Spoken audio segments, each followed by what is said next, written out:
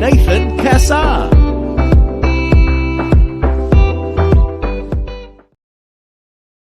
Welcome to another sweet episode of the Justice Plan Weddings and Podcast Show. I'm your host, Nathan Cassar, and today we have someone who brings the perfect touch of sweetness to every celebration. I'm thrilled to welcome Jenni Eaton, the mastermind behind Eaton Cakes, where baking and creativity meet to create the most delicious handcrafted cakes and cookies for life's most cherished moments, your big day. Jenni's journey in the baking world began with a passion for delicious desserts, and today Eaton Cakes has become a national multi-award winning business. With a reputation for exceptional taste and stunning presentation, Jenni has built a loyal following over the last decade, with many customers discovering her through word of mouth and glowing recommendations in the local community.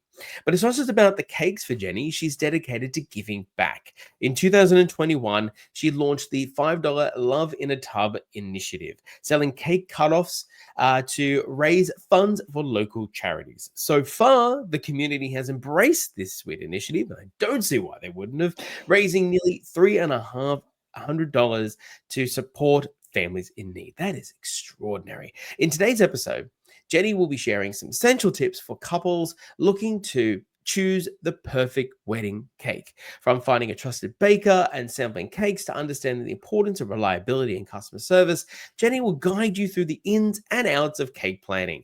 Plus, she'll share how her Love in a Tub initiative is making a difference in her local MacArthur community. Let's dig in and talk all things cake. It's one of my favorite things about weddings. Jenni, welcome to the show. How are you?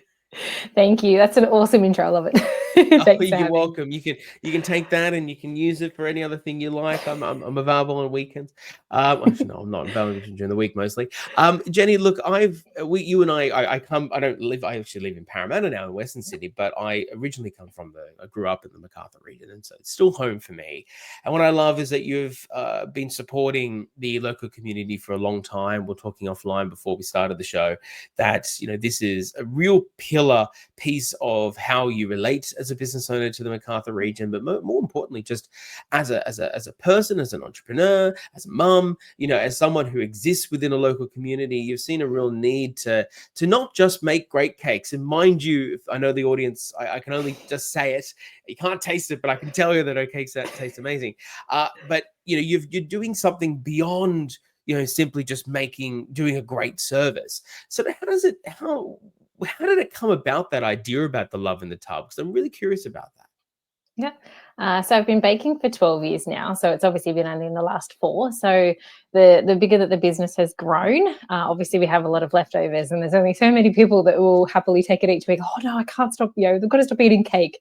And I think someone just sort of said, well, why don't you actually see if people want to buy it? And it was sort of after the first lockdown. I know we don't like talking about it, but it was sort of before the second wave sort of came through, because obviously I'm like, well, I could just drop them to people, but then I said, well, earn some money. And I thought, well, I don't really need it because it is offcuts. I'm obviously being paid for the order. And so I went, well, I'll put it towards just the donations that I regularly make sort of through my family and through the business. And the rest is history. Yeah, sort of we're edging sort of slowly towards $4,000. I'm sort of just back to full time now with my kids now to school. So it's really exciting that in 4 years, roughly about $1,000 a year, that it's helping a variety of up to 7 or 8 of our local charities in the MacArthur area, which is what I really love. So it's really just from having the offcuts of cake, and I love to add sprinkles. I'm a sprinkles person. Who doesn't? So yeah, So just a little bit of leftover ganache or buttercream and some sprinkles, and it's in a tub. Some people eat it straight out of the container as they're driving home. Some share it with family and friends, and it also can go in the freezer too. So it's just like if you kind of just feel like a bit of a sweet treat, you don't have to go out, and it's in a nice sort of smallish, 1-2 person serving, depending on how generous you want to be to share. But yeah, so just purely just a little idea that we had, and it really has been embraced because it's a great way to try all the flavors. And the most I've sold in one go to one person was 9 tubs. She was sharing them. She was sharing them, but I filled a Woolies bag. It's so funny, like when you buy that kind of volume, like you have to Yeah. I'm sure she said very like a number of times, not Yes. all for me, not all for me, not all for No, me. It's like, she did. okay, She looked at it and she went, "No, that's right. I'm not having like." So some went in the freezer, some were for her family, and some were for her friend. She was dropping it, but it was just really funny that I actually had to get it in one of the Woolies paper bags and I filled it with these tubs. So she had a bit of a laugh when she picked that up. But yeah, but it's really wonderful because that's $45 that has gone sort of straight back into the community. I just have it in a little container, and as things are needed through my local charities, I just grab it out and purchase, whether it be toiletries, sort of grocery items, nappies as well. I've got some downstairs that I'm dropping off to one of the communities tomorrow. Stationery, or otherwise just financial donations. If there's a call out, I'm sort of quite big with those charities, and yeah, I support them as much as I can. No, absolutely. And look, I've been a keen follower and supporter of you for a while now since I joined the industry around this in 2021. So when you start, so I've only ever known you as the person who has sold the love in the tub, sort of thing. So I mean, I love that, and of course, I've had the pleasure of working with you on several weddings as well, particularly at some of our favorites in the MacArthur region. So I mean, it's congratulations on just following through with something like that and really making it an integral part of the way you relate as a business owner. And look, speaking to the perfection of your cakes, because they are truly amazing.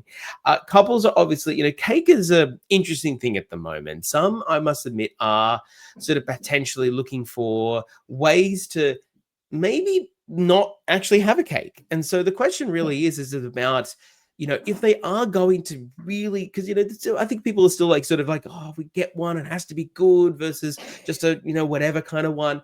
So when people are researching a cake baker, what should a couple really be focusing on? I mean, obviously the taste, of course, but what are some of the key signs of a trusted and really experienced cake maker? Yeah, for me, quality in that flavor is most important more than anything. Because I want them to actually be able to enjoy it. Because you might not remember what the cake looked like, but I guarantee you remember what it tasted like. Very true. And it is very popular that, for example, I did one last week, and one of the 3 tiers was foam because they didn't actually need that much cake. So some they only have 1 tier is foam, and 1 tier is cake, and the other 2 are foam, because that's their choice. They're like, look, not many people will eat cake, or it's only a small wedding, but they want that look. So I'm always flexible with what the client wants. But yeah, definitely quality is definitely my number one, is 100%. But then also just check out their reputation. Have they been around for a little while? I know when I first started, it was more just for people that I knew. Now I've won 4 number 1 awards in the bridal industry. Sort of a couple of sort of finalists in national things and stuff like that. So it's pretty exciting that through that quality and the customer service, that's really big for me. Again, like community, making sure I guess you see who I am, not just you see lots of pretty pictures. Like I am who I say I am, not just like, oh, this is what I do and you see no evidence. I'm showing as much as I can behind the scenes. Shout outs to people, donating this to this community, things like that. So just sort of knowing who that person actually is, that you kind of go, oh, where's the website? There's no name, there's no phone number, like just, things like that. You really want to know their reputation will be upheld, because it is your wedding day. Every supplier that you use on your wedding day, you want to know that they come with recommendation behind them. And starting off is daunting. Starting off is definitely daunting. But for me, back in 2027, I started weddings. So it wasn't even from the beginning. I was very nervous. Now I love it. And I do weddings most weekends, which is cool. So, but yeah, just the, reputation and then also just, can you connect with them too? Can you meet them at an expo? Are they cold, or are they really like, I'm a talker, I do it well. No. But again, like what you see is what you get. I try to really sort of show that. So just sort of, do you make a connection with them? Again, with any supplier, if they're part of your big day, we want to be as excited as you are. Like, I've got another cake. It's like, yeah, I get to like I get excited. Or when I see the beautiful florals that I get to work with, like I get excited about that. No, I love that you do that, and you're definitely amongst those that I consider to be, because I, as an example, like I'm the same as you. I believe that every vendor has a purpose and should be seen, and so I'm very, very sure to always make sure that I send the run sheet out to everybody. Every vendor is as long as I've been told about them. Sometimes I get surprised in the day, and I'm like, oh, they didn't tell me. But I mean, as long as I know that we're working together, I absolutely put you on there, because I believe that it's just a cake. It just gets cut up and eaten. Well, yeah, no, but there was tastes good.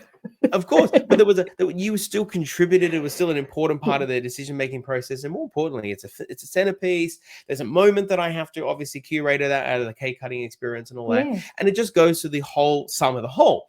And so I love that you are dedicated to showing sort of who you are just as much as what you're capable of achieving, because nothing worse when the cake gets delivered and it's just like on the table, out you go. And I'm not saying that that's the vast majority of cake makers in your ilk, but certainly there have been a couple of times where I thought to myself, that's a shame. Like, I mean, if only it was a better transaction of time. Like, I'm there going, Yeah. oh my God, like, what a beautiful cake. And they're just like, yeah, whatever, I don't care. And I'm like, okay, But fantastic. I also, hope your cake tastes good. stability too. Actually, it's funny that you mentioned Mm, that, because stability as well. Because I've heard lots of stories from lots of venues that I work with, and mm, the cake sort of starts to lean, and like, or it can't be cut. Like yeah. there's been quite a few horrors. I won't share too many because No, of we all have course bad not. Yeah. days, but I'm touched with, thankfully, in 7+ years, I have not had any of those incidences. But it does happen, and again, that comes down to the quality of their work. It does get let down. That it might have been fine when it left their property, but once it's arrived at the venue, if something's not quite right, things are slipping or Mm. whatever, you want to make sure that's corrected. No, true. And it's also about that experience of knowing how to communicate with the venue as well, in terms of, like this cake needs to be in this fridge at this time, that it can come out. Yeah, And I've certainly worked with plenty of cake makers who have given very strict instructions. And so therefore I'm there aware of like when the cake's going to come out and how long it has yeah. to. For instance, I'm working with the gelato cake coming up at our Cool. favorite venue at Burnham Grove Estate coming up soon. Nice. And like it's very specific, obviously, about, I mean, Yes. it's maybe sort of goes like sort of more intuitively, but we've still been told like it must come out at this specific time because that's how Yeah. long it'll last. Fantastic. Like that kind of information and experience really, really assists along the way. Now you Yeah. mentioned quality quite a lot. And I know, like, again, I'm gonna put it out there. I'm not being paid by you. I can attest to the quality of your stuff. But obviously couples are going, okay, great, Nathan, you've tasted her cakes. But like, is it important that cake makers offer samples and abilities to taste Mm. it before committing? And if so, what should they be looking for in terms of the quality of flavor? Yep. No, 100%. And I offer them usually sort of about every sort of 2 to 3 months, depending on how busy it is. So I've just done some in February, and I've got some in April. So that's a shorter time, but just purely because with lots of open days and expos and things happening, I try to sort of, if you want to get on board more than having to wait months ahead. But I've Mhm. had some clients that have tried just a little sample at an open day and they go, that's what I want. And they're sold, which is really lovely. That's a Perfect. really lovely compliment. It's just that little sort of sample. Sometimes they still get the sample pack because they just love cake. But yeah, so it is definitely an option that they can try different flavors, because obviously, sort of on the day at the open day, you might try a few different sort of tastings. So at least this is, you pick them up from me, you take them home, and I add some cookies in there as well, because quite a lot of my Mm. clients love to have the little cookies as little gifts, and we personalize all those and things too. So it's not just the cake service that I can offer; it just sort of showcases the other skills that I have. Mm. But then, but yeah, 100% definitely offering the sample pack is good. And mine have evolved. It really has evolved over the many years, and I'm always wanting to try and tweak things. So like this year, I hope to add in sort of a little note card, so you can be making some little notes. Like it's just little ideas that as I evolve, I want them to as well. So that quality continues to grow the more that I do. But yeah, No, from perfect. I let's mean, say 2028 through to today, very different packs, well, but look, still the same great taste though.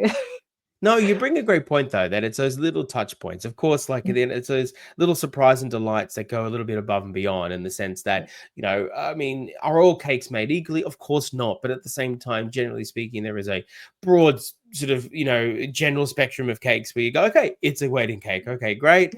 But yet those little touch points and little sort of extra tidbits that you're able to provide along the way, are definitely going to have a great impact. So now, I have seen you personally do this before, when it comes to actually being there on the day, setting up the cake itself. You mentioned before about the florals you get to work with and so forth. Is this a pillar part of your process? And if so, like, do you coordinate with the florist to see if that's their vibe? Or how does that whole, like, actual delivery and setup process actually work? Yeah, yeah. So different venues have different processes, but most obviously sort of about an hour or two before the ceremony starts. So because generally the room is fully set up by then, just sort of extra flowers being added and things like that. So at least I'm not in the way of anyone. No one's going to bump. the cake table, which is my biggest nerve is when I go to a brand new venue and I'm like, is the room going to be set up before I arrive? No, fair Purely call. because of that, I just don't want it to be bumped, especially if it is a multi-tiered cake. You want to make sure it's not moving anywhere, it's staying put. But yeah, so when I'm on site, whether it be the flowers are provided from the florist or from myself, I have worked with quite a lot of the florists in the Macarthur. There's some of the bigger businesses. I work with them regularly and it's not a problem. We just liaise with what we need. But, you know, sometimes I have surprises and I turn up and there's not enough flowers or they're the wrong type of flowers. But I adjust and I work with and sort of try to sort of either chat with the venue or the stylist if I can find them to make it work, to bring the bride's vision, because I've obviously discussed with the bride what they would like, but some are happy for me just to kind of be inspired in the moment on the day and create something sort of special with the flowers. But I can also organise the cake toppers and things as well like that. So it's just those little extra add-ons, as you said before, that I try to bring so that it's like, I'm bringing everything. You don't have to worry. I bring it all, set it up, and you just get to cut it and enjoy it. So. Are people doing the cake toppers as much anymore, or are they sort of going by the wayside a bit? I reckon probably 2 out of 3 weddings still have a cake topper. Okay. So for me cool. personally, like with my supply Bree from Next Level, she's also a local Macarthur business. I just contact her and we get some samples in the font styles. And I usually say it's the same for the cookie stamps. So I'm like, send me through your font of your wedding, stationery, your welcome sign, your menus, so that everything flows through. So if you've got like beautiful initials on your signage, maybe we go for that for your cake topper and also for your cookie stamp. So just so everything all matches. So I sort of work closely between the bride and my supplier. We sort of do a few different font styles till they get what they want. But yeah, quite easily 2 out of 3 of my weddings, I would say, have a cake topper. Yeah, cool, great. Have you been asked to ever do any like ones where you've sort of paused a little bit, like, oh, that's interesting, but okay, whatever you like, I'll put that on top of the cake. No, you know what? I have had the unfortunate where the client has provided a cake topper and it is too big or it just doesn't fit. Those are where my heart goes, oh my gosh, I'm so sorry. And I just try to explain the situation. And again, that's why if you're happy to trust me, I know what I'm doing. I know the size that I need it to be, that it doesn't overhang, because some go, no, just stick it in anyway. And I'm like, oh, but if that's what they want. But, you know, that's why it's really great that I've got my contact that I know she's going to create exactly the sizing that I need to make it look wonderful, not look silly. No, but look, it's a good point. some of the cool ones have had like, you know, like little dogs kind of like, you know, eating at the cake, and like those ones are really fun. They're not sort of like, whoa, but those are the really fun ones because you're adding your own personality into your cake. So like with anything, like your dresses, your flowers and the styling on your cake, you can certainly do that as well. But then we've had the fun, like state of origin theme ones, superhero, like, you know, like the hidden backs and things like that. So those ones are more fun, more than anything going, oh, I don't know. They're more been really fun. They're like, yay, I can't wait to do that. But I've done like wedding cakes. Those. I've done all sorts of different stuff. I've done quite a few. And yeah, it's always a bit of fun. No, it's great. And I love when I see those because I make a point, obviously, during the cake cutting ceremony to not just let it be something that just happens, because I think it is a quick moment, generally speaking, but I think it deserves obviously a bit of ceremony. But particularly when I see those kind of things you describe as like those little subtle touches to a cake and the cake topper and all the little things, I always make sure that people know about it, because obviously it's a reflection upon, you know, a fellow vendor, but also because I know that it's been specifically chosen by the couple to for something that was really special to them. And so allowing the audience to sort of like understand that was what they, you know, there's this little secret sort of hidden feature and detail to the cake before, quite frankly, it gets cut up and never seen again in that format. Like it's I want people to see it, otherwise, you know, and hear about it, because otherwise then, you know, like, okay, you see it in the photos, you know, like 2-3 months down the line, and that's fine. But I think there is something really beautifully tangible about it being experienced on the day. Like, as you say, like so-and-so's dogs being, you know, represented or things like that. Like it's little touch points like that you're 100% correct, add to the whole. It really speaks to the experience that you bring as well in terms of those finer details. So look, I've got one more question for you before I'm going to throw a couple of rapid fires at you. And no, you'll be fine, I promise. It's nothing scary, not with some of your experience and caliber. But like, I'm curious because you talked a little bit before about communication and how that's important and how you need to, obviously you're addressing as many of the needs of your clients as possible. I want to really hone down on that and sort of understand more about your process, sort of strip back the curtain a bit and sort of understand about how your process is in terms of the communication process and what couples generally should expect from a cake maker like yourself who is providing top tier quality communication so that there's no dramas on the process. They know exactly what's happening and they know they're going to get their vision come to life. Can you explain sort of what, if a couple were to come to you, they book you, what's their experience going to be like communication wise? Yeah, yeah. I'm really thankful that with being transparent on my sort of socials as often as I can, that I am human. So sometimes this isn't always the process. And I apologize when it does happen. But generally, when they've sent through an inquiry via the website, roughly within 2 to 3 days, sort of I get back to them with the initial quote or ask a few extra questions and things. And then obviously sort of a bit of back and forth, and then we finalize it with a deposit to book them in. And then, sort of whether it be 6 months away or 12, 18 months away, just, as needed, like might be to touch base about the cake topper or about some florals if they decide, or sometimes they don't even actually know what design they actually want. So I go, look, let's do, the 30% deposit and we'll touch base 3 months out from the wedding, get some ideas and things like that. Because obviously sometimes your styling changes, your vibe changes of your wedding. You might go from, a really kind of classic sort of to a really modern or, beautiful florals. Like it varies on, what you kind of go, oh no, actually we want to change, because booking a wedding far in advance, you don't always know exactly what you want. But yeah, so just sort of, back and forth sort of every now and then, but generally about a month out, we sort of retouch base with everything, confirm everything, and then finalizing the final payment.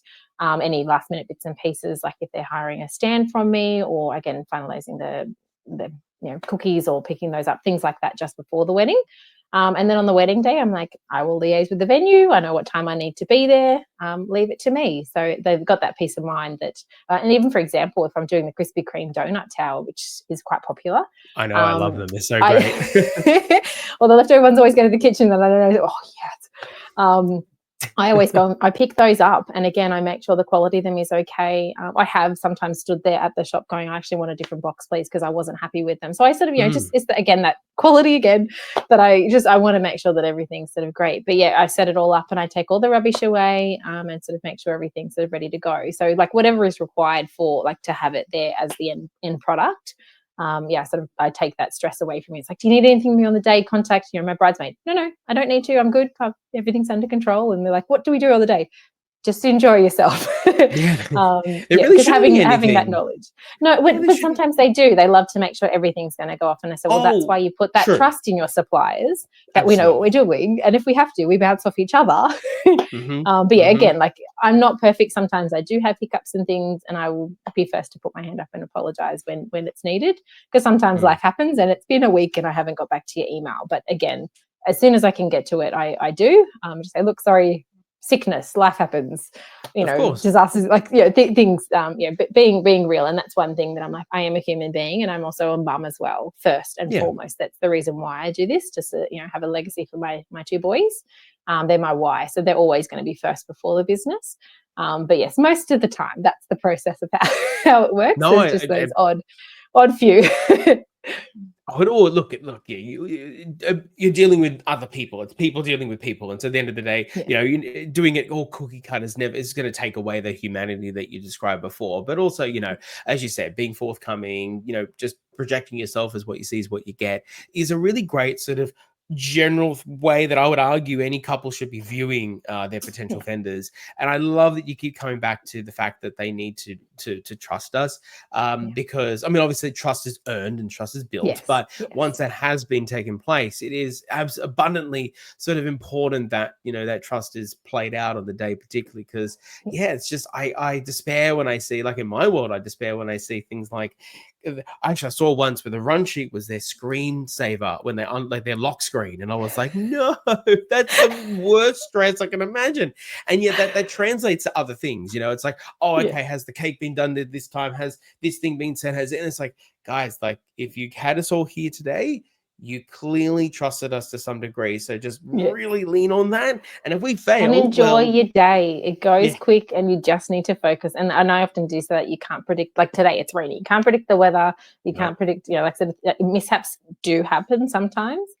but you just, as Elsa says, you've got to let it go and just enjoy yourself. Like, my wedding was 15 years ago, and I was stressing about the heat. It was insane. It was 42 degrees. Things ran late. A couple of things went missing, but I remember that more than I remember that interaction with a guest or those little special moments. Like, I've obviously got photos that show those things, but I try to say to people, just let it be and just enjoy yourselves. Take that moment, because you're trusting your vendors to make sure everything runs smoothly. Or if things don't always, we will make sure it, in the end, works out. No one's going to remember if a color was slightly off or, something might have been missing on the table. Only you know that, but don't let it ruin your day. Yeah. Very, very true. Couldn't, no more wiser words said. I couldn't agree more. Jenni, I've got a couple here for you. Don't worry, just whatever first comes to mind. I would love to know first, do you prefer beach weddings or country weddings? Oh, I love the beach. Yeah? Yeah. Nice. Very, very cool. Which beach in particular? Do you prefer Wollongong, North? Just any, like down in Wollongong is where I sort of mostly deliver to. But like obviously, like I don't do many, but if I've got a delivery down there, I visit the beach afterwards because I love the beach. Yeah. I love that so much. Second question: what is the tallest cake you've ever done? 5 tiers. 3 were real, 2 were fake, but 5 tiers. Oh, yeah. And then the cake topper. Oh, goodness. And I assume the bottom 2 tiers are the real ones, correct? No, not always. It depends on your serving. So whether it be 5 tiers, 4, 3, 2, depending on your serving, I will recommend whether it be your base tier is your foam, or your middle tier is your foam, or your top tier. And obviously, I remind them of that to tell their venue, because they're not trying to cut into something that they can't. Yeah, it's important that I know, because I've been caught a couple of times where they're like, "No, Nathan, that was the." I'm like, "Yeah, thanks for the information, guys. Appreciate it. Cheers." Generally, like you're sort of cutting into the bottom one usually, because like you're not like awkwardly up high. Yes. Especially if you have a shorter, so sometimes a shorter bride, for example, like the whole thing's like reaching up high. But generally, like usually there's communication to remind of what tier is the foam one. But no, it's not always the bottom ones. Sometimes because the weight of the foam can hold the weight of the cakes. But I'm also using obviously support dowels and things as well, so everything is staying in place. Oh, fascinating. Okay, well, I've learned something today. And finally, are your sons going to one day take over the business, become budding cake makers and so forth? Will they make money would be the question, because my littlest likes to eat so much. He's my quality control checker. Brilliant. Love it. Look, I would love to one day. Yeah, hopefully one day. But even still, if I'm teaching them the life skills of like, I work really hard, but this is what I get to produce. Like they're the best responsives of when they've seen a Sonic cake or a superhero cake, or an animal. Like they're like, oh my gosh, that's so cool. Like, can I have that? Your birthday's like 6 months away, and obviously they see 5 other cakes between now and then. They absolutely love 2. So it's like, let's worry about it the month before your birthday. Do they get jealous of some of the cakes going out to people? Yes. Yes. Does it have to go like, I want that cake topper, or like, I'm like, oh my gosh, I'll just like, but it's because they're still young, they're 10 and 5. But it's quite funny. But I do hope that even just in the life skills I can teach them, whether they want to do baking as well, obviously we'll see. But my eldest helped me at one of the recent open days. It was a bit quiet, so he got a bit bored, but he was like, would you like a cookie? Do you want some cake? So he was interacting, and some lovely comments from the vendors were like, he was actually really polite, like, so which is lovely to see, that I'm obviously instilling some good quality into my kids. Well, I think you're doing a phenomenal job. I mean, if particularly even just speaking to your community stuff, I think you're obviously giving them a great example about what it means to not only make money and do good business in the world, and obviously all that kind of stuff that we should, all those achievement kind of stuff. But you're also showcasing that you don't have to be somebody that doesn't think about the community and other people whilst also doing that as well. So you should be incredibly proud of that. Jenni, how do people find out about you? And also probably some of them thinking, hang on, I want one of those Love and a Tub. So how can they get on their hands on 9 or beat the record and buy 10 from you instead? They want to, they can, so website and socials, so Eaton Cakes, sort of on Facebook it's Eaton Cakes AU, but Instagram's Eaton Cakes, or otherwise the website eatoncakes.com.au.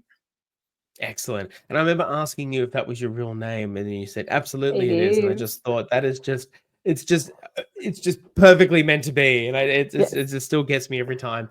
Well, Jenni, thank you so much for sharing your light and your expertise and just your wholesome flavor, so to speak, in both ways, Thanks. of how what you bring to this industry, what you bring to my hometown, but also just generally being somebody, a vendor who really cares about quality and sort of standing up for the fact that our industry is beautiful. It's so full of people like yourself who care, and just I can't wait. I genuinely can't wait to try your cakes again. I know I've definitely going to be in my horizon this year, so I'm very much looking forward to it. Oh, thank you very much for having me. No worries. Thank you for joining us for another episode of the Just As Planned Wedding Podcast. Please like and subscribe to let me know that you want more videos just like this one. And of course, please follow us on our socials at Just As Planned Wedding on Facebook, Instagram, and YouTube for more expert insights to help your wedding go just as planned.